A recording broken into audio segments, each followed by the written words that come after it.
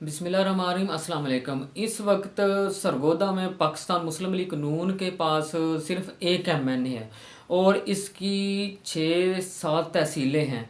लोगों के मसाइल बहुत ज़्यादा है, अवाम के मसाइल बहुत ज़्यादा हैं, जिसमें सबसे बड़ा मसला सरगोदा का जो है वो पीने का साफ़ पानी है।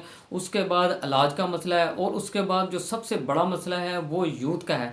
अगर मुस्लिम लीग नून सरगोदा में अपने आप को ज़िंदा रखना चाहती है, अगर वो चाहती है कि सरगोदा में जिस तरह पहले मुस्लिम लीग नून का गढ़ था सरगोदा और वो मज़ीद मजबूत हो, तो मुस्लिम लीग नून को जो डॉक्टर जुल्फ़िकार भट्टी साहब हैं जो NA 85 से कामयाब हुए हैं, उनको वफाकी काबीना का हिस्सा बनाना होगा ताकि जो सरगोदा के मसाइल हैं वो हल हो सकें।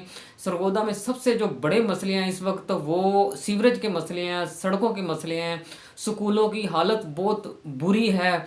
प्राइमरी स्कूल अगर जाके देखें सरगोदा में, प्राइमरी स्कूलों की हालत इतनी बुरी है कि आप सोच भी नहीं सकते, शर्म आती है। इसलिए सरगोदा में मुस्लिम लीग नून को मजबूत करने के लिए जो मुस्लिम लीग नून की हुकूमत है उसको चाहिए कि डॉक्टर जुल्फ़िकार भट्टी साहब जो NA 85 से कामयाब हुए हैं उनको वफाकी काबीना में शामिल करें और जो आवाम के मसाइल हैं वो हल हो सकें।